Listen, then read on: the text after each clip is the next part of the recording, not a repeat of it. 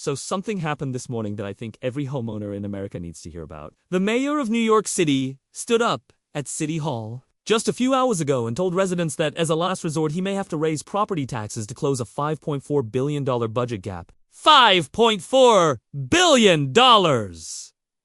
And New York City is not alone. Since January, at least 20 of the 25 most populous cities in the United States have reported budget gaps for fiscal year 2026. 20 out of 25. Chicago, Los Angeles, San Francisco, Washington, Dallas, Denver, Houston, and Jacksonville, Florida are all facing what analysts are calling daunting budget challenges. And every single one of those cities has the same last resort sitting in their back pocket that New York used this morning.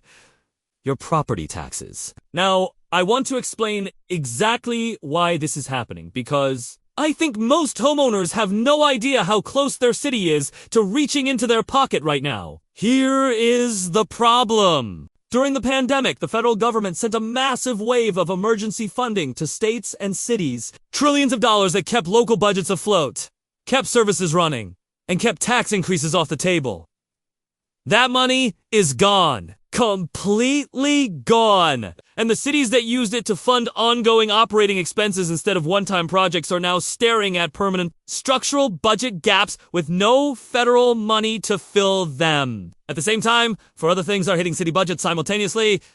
Number one, inflation. Every city employee costs more to pay. Every city contract costs more to fulfill. Every road repair, every police car, every school supply costs more than it did 3 years ago. Cities are experiencing the same inflation you are experiencing, just at a scale of billions of dollars. Number two, pension obligations. City pension funds across the country are underfunded and the bill is coming due. Chicago alone has an unfunded pension liability of over $35 billion. These are legally binding obligations. Cities cannot choose not to pay them. And every dollar that goes to pensions is a dollar that cannot go to services. Number three, commercial real estate collapse. Property taxes account for 70.2% of all local tax collections nationally, and a huge chunk of that comes from commercial real estate, office buildings, retail space, hotels. Since the pandemic, remote work has gutted commercial property values in every major city. San Francisco commercial property values have dropped over 60% from their peak. When those values drop, the tax revenue from them drops too, and the gap has to come from somewhere. Number four, state governments are making it worse. Indiana just passed legislation that cut property tax revenue to local governments by $1.5 billion over 3 years without backfilling the lost money. Wyoming cut property taxes 25% without giving local governments a single dollar to replace it. Florida is considering eliminating property taxes entirely, which would require doubling the state sales tax just to break even. And fire departments, emergency services, and local schools are warning they would face devastating budget cuts if it happens. The cities are being squeezed from the top by state governments cutting their revenue, while being squeezed from the bottom by rising costs and falling commercial tax bases. And the only valve left to release that pressure is your residential property tax bill. Now let me give you some real numbers so you understand exactly what this looks like in practice. In Minnesota, the state just released its 2026 preliminary property tax levy data.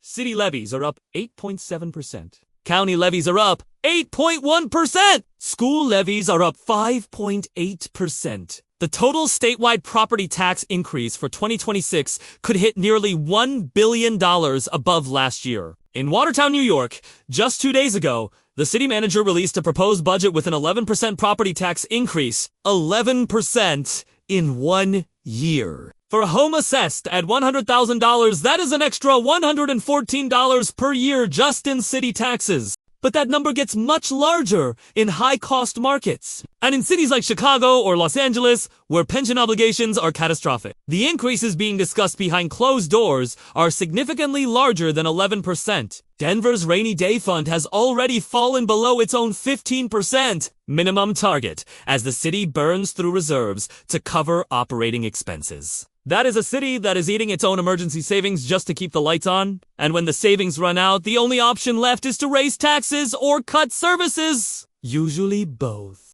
Now, here is the part that I think is going to hit home for a lot of people watching this. This property tax pressure is landing on homeowners who are already being crushed from every other direction simultaneously. Your mortgage payment at 6% is already significantly higher than it was at 3%. Your homeowner's insurance has doubled or worse in many markets. Your HOA fees have gone up.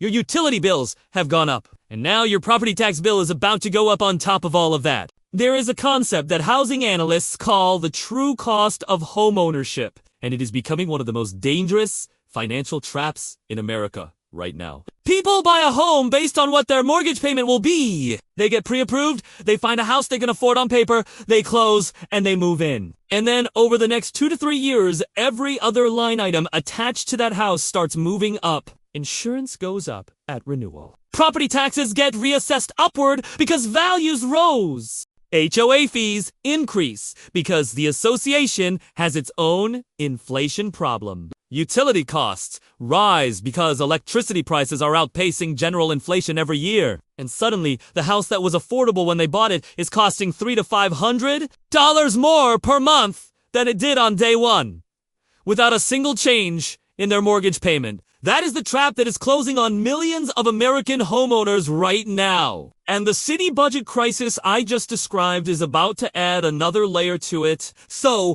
what do you actually do about this right now? Step 1. Look up your city and county budget situation today. Most cities publish their budget documents online. Search your city name and the words budget gap or budget deficit. If your city is on the list of 20 out of 25 reporting gaps, you need to factor a property tax increase into your housing cost projections for next year. Do not be surprised by it at renewal time. Plan for it now. Step 2.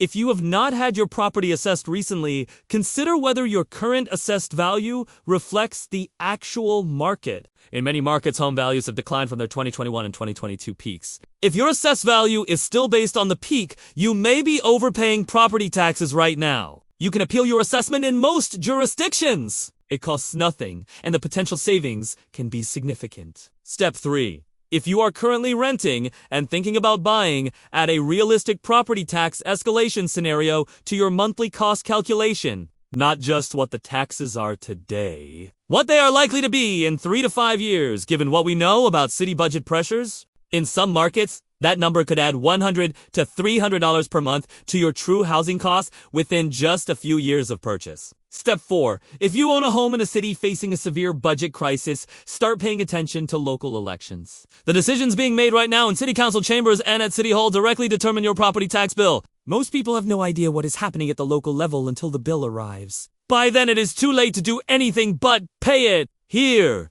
is the bottom line.